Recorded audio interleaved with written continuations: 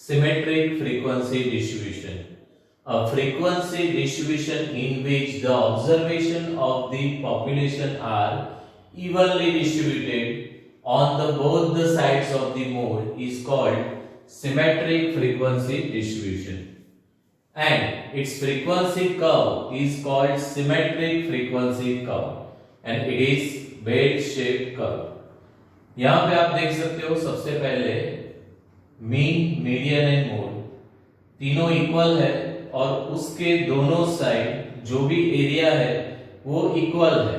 तो यहाँ पे वही एक्सप्लेन किया है, a frequency distribution in which the observation of the population are evenly distributed, दोनों साइड एक जैसे ही पॉपुलेशन को डिवाइड किया हुआ है on the both side of the mode, mode के दोनों साइड पॉपुलेशन को इवनली डिस्ट्रीब्यूट किया गया है।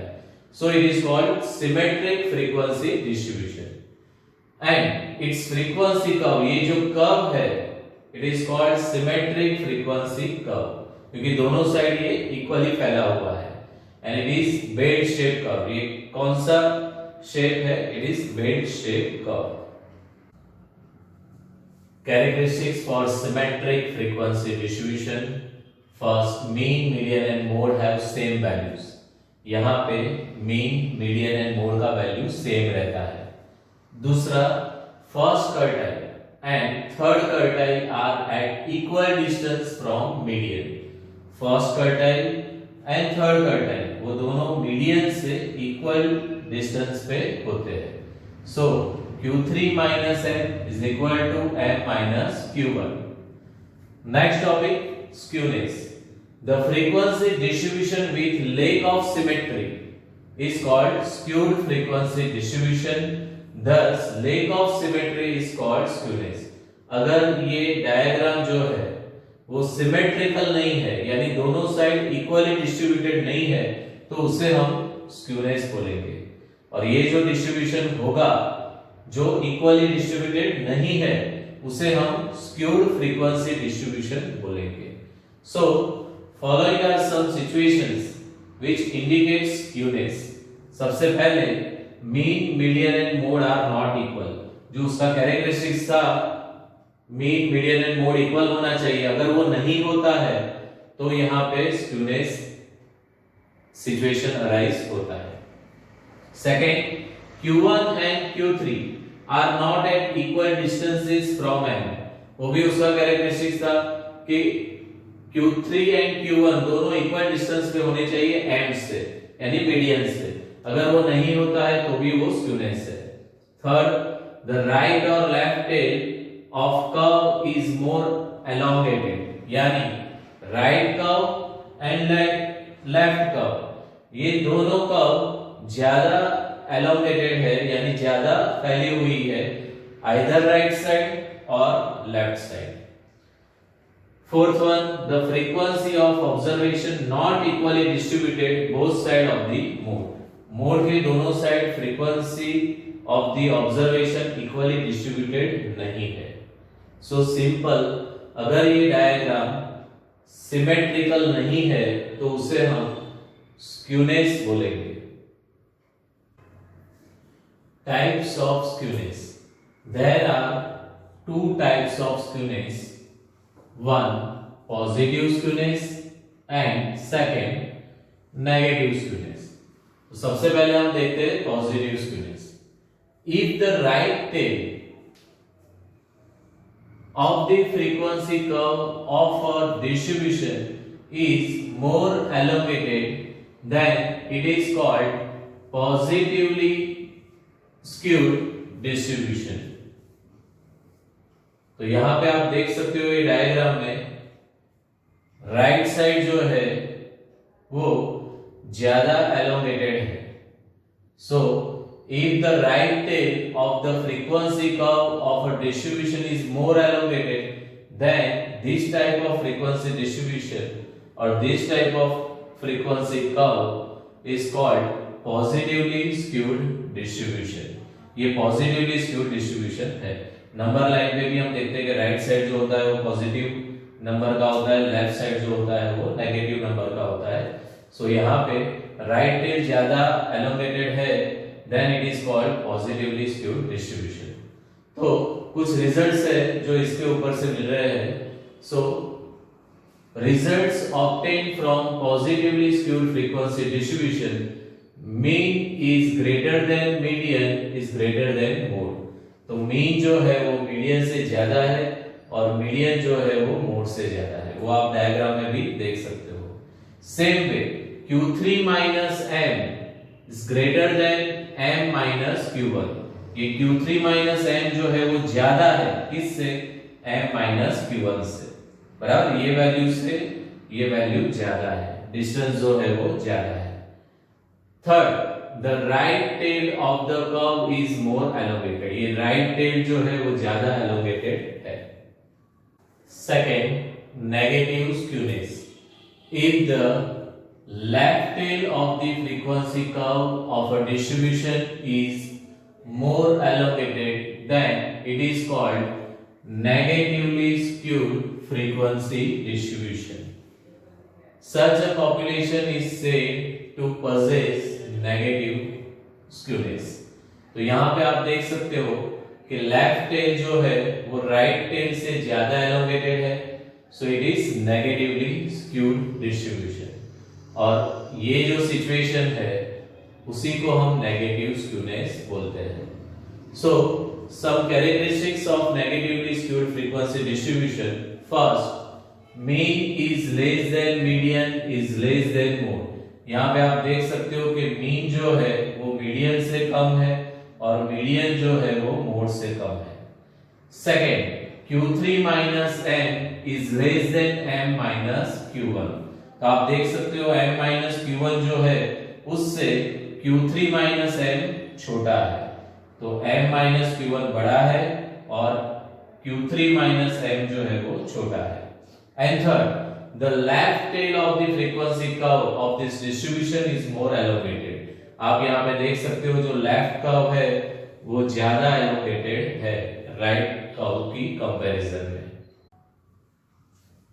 Concept of absolute and relative measure of skewness। Two types of measures are used to measure skewness। First is absolute measure, a measure of skewness which is expressed in the same units of population variable is called absolute measure of skewness and it is denoted by Sk। Then relative measure, a measure is used for a comparative study of two or more populations is called relative measure। It is free from all the units। The relative measure of skewness is called coefficient of skewness and it is denoted by J। Now, methods for determining skewness and coefficient of skewness. There are two methods widely used to find skewness and coefficient of skewness. First is Karl-Pearson's method and second is Pauli's method। Formula for Karl-Pearson's method। First, absolute measure। 1, for well defined mode, अगर mode हम define कर सकते हैं then skewness Sk is equal to x bar minus mode। अगर हम mode नहीं define कर सकते so it is for ill-defined mode, skewness Sk is equal to 3 into bracket mean minus median। तो वहां पे हमें मीडियन का यूज करना पड़ेगा। Second, relative major. So for well-defined mode, coefficient of skewness J is equal to x bar minus mode upon S।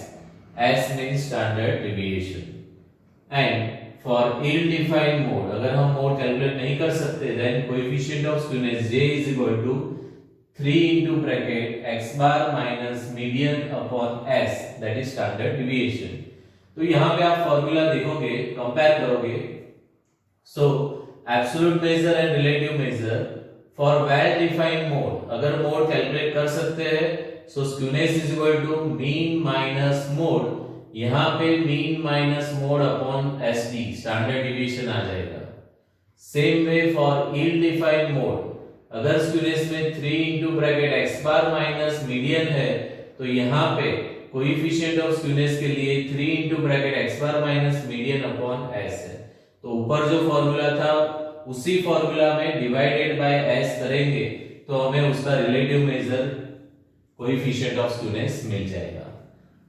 Same way formula for Bowley's method, first of all absolute measure skewness sk is equal to q3 minus n minus दूसरे bracket में है m minus q1। यहाँ पे हम second bracket of करेंगे तो उसके आगे माइनस है तो अंदर के हर एक साइन का अपोजिट साइन आ जाएगा।